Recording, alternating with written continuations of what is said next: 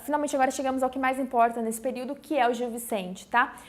O Gil Vicente, ele foi um dos ápices do teatro, tá, português, porque ele é considerado pai do teatro, porque ele inovou completamente a forma de fazer teatro em Portugal e no mundo inteiro, se formos analisar, tudo bem? Por quê? O Gil Vicente, ele quebrou aquilo que é considerado as 3 unidades. O que eram as 3 unidades? Era a unidade de tempo, a unidade de espaço e também a unidade de ação. No teatro clássico, o que a gente estava acostumado a ver e que era considerado regra para o teatro ser bom era o quê? O teatro ter um dia, acontecer só uma ação central e além disso ele também desenvolver-se em um só lugar. O Gil Vicente, ele quebra completamente com isso, com o seu teatro, tá? Ele sai dessas medidas. Além disso, o Gil Vicente, ele também vai criticar, isso é extremamente importante, a sociedade do seu período. E aí ele não livra ninguém, tá? Ele vai criticar todo mundo que ele puder criticar. O Gil Vicente, ele era ainda muito ligado, pessoal, à igreja, tá?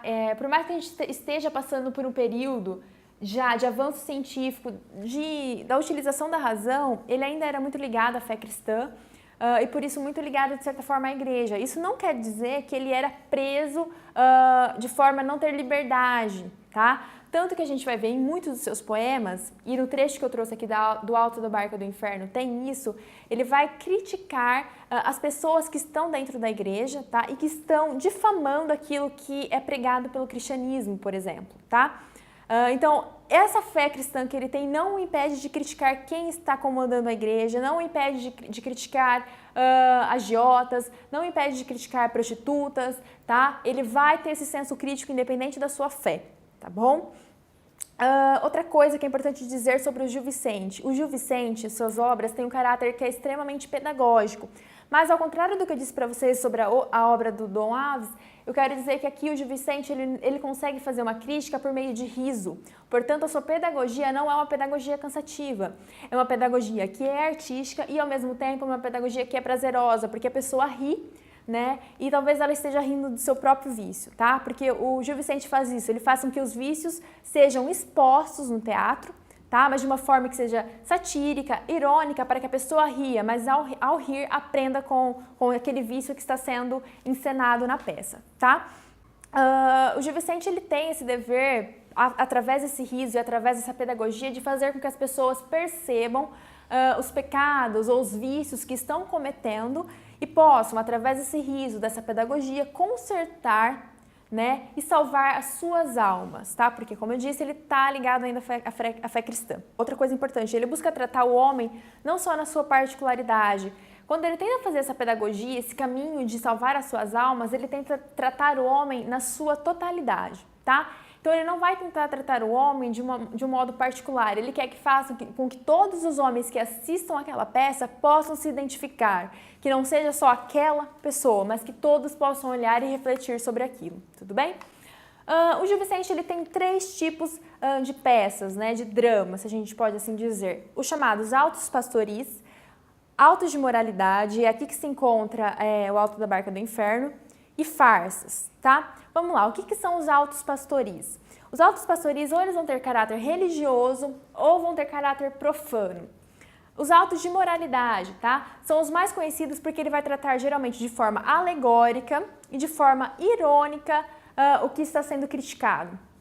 E aí, como eu disse para vocês, se encaixa o Alto da Barca do Inferno. O que é alegoria, pessoal? Quando ele está criticando uma pessoa, o agiota, por exemplo, ele não está criticando o agiota da peça, ele está criticando toda a classe de agiotas da peça, né, da peça e do mundo de uma maneira geral, tá? Então nunca vai ser essa coisa particular, é esse agiota somente que faz esse tipo de pecado, que tem só esse tipo de vício. Não, são todos os agiotas que ele está tentando representar por meio desse que está na peça, tá bom? Além disso, a gente tem as farsas, tá? Em que a gente vai ter personagens populares que estão ligados à sociedade contemporânea do Gil Vicente. Eu quero destacar para vocês 3 obras que são essenciais na produção de Gil Vicente e a gente só vai poder trabalhar aqui, por enquanto, com o Alto da Barca do Inferno, mas eu gostaria que vocês procurassem depois, que é a farsa de Inês Pereira e também o Velho da Horta. São duas obras muito importantes também na produção de Gil Vicente, tá? Hoje a gente vai trabalhar com o Alto da Barca do Inferno e depois eu gostaria que vocês dessem pelo menos uma lida e uma pesquisada sobre essas obras, tá? Vocês vão ver que são obras que têm um caráter muito satírico e muito irônico. Outra coisa importante do Gil Vicente que eu gostaria de destacar para finalizar aqui é que o Gil Vicente ele traz diferentes classes sociais para dentro do teatro, tá? Não é mais só a nobreza que está ali sendo representada. Ele traz, por exemplo, no Alto da Barca do Inferno, que é o único a ser salvo, é o parvo, né? É uma pessoa que era considerada na época como idiota, tá? Uma pessoa que não tinha seu senso de razão completamente perfeito, tá? Ele traz essa pessoa para dentro do palco e ainda essa pessoa é a única a ser salva, é a única que vai para a barca do céu. Além disso, a gente também tem a prostituta que é trazida no Alto da Barca do Inferno, ou seja, o Gil Vicente ele abole que seja só a nobreza que esteja sendo representada, tudo bem? Bom, vamos ler um trecho aqui da Alto da Barca do Inferno. Só para vocês contextualizarem, a gente tem duas barcas, uma barca do diabo e uma barca de Deus, tá? Do anjo, que vai levar ao céu e a outra que vai levar ao inferno, e aí vão entrando pessoas no palco, uma por vez, e que vão sendo julgadas, é como se fosse um julgamento final ali para ver quem que vai ficar na barca do céu e quem que vai ficar na barca do inferno. Aqui a gente tem um trecho em que o padre, chamado de frade, tá? O frade entra com a sua mulher, tá? O frade tinha uma mulher, tá? E aí ele entra achando que vai à barca do céu, mas vamos ver o que acontece. Vem o frade com uma moça pela mão e um broquel e uma espada na outra, e um casco debaixo do capelo, e ele mesmo fazendo a baixa começou a dançar dizendo. E aí ele tá cantando a musiquinha dele, tá. Diabo, que é isso, padre? Que vai lá? Frade, deu grátis, sou um cortesão. Diabo, sabes também o tordião? O frade, por que não? Como ora sei. O diabo, pois entrai, eu tangerei e faremos um serão. Essa dama é ela vossa? Por mim ela tenho eu, e sempre a tive de meu. O diabo, fizeste bem, que é formosa, e não vos punham lá grossa no vosso convento santo? O frade, e eles fazem outro tanto. O que ele está dizendo, o diabo pergunta se a mulher que está com o padre, se é dele. O padre diz que é. Aí o diabo diz, nossa, muito bom, porque ela é muito formosa, muito bonita. E aí ele pergunta se no convento do padre, se não acharam problema em ele ter uma mulher. E aí o padre respondem que fizeram já muito mais no convento de onde ele vem. E o diabo continua, que coisa tão preciosa, entrai, padre reverendo. Aí o frade diz, para onde levar, gente? O diabo, para aquele fogo ardente que não tremestes vivendo.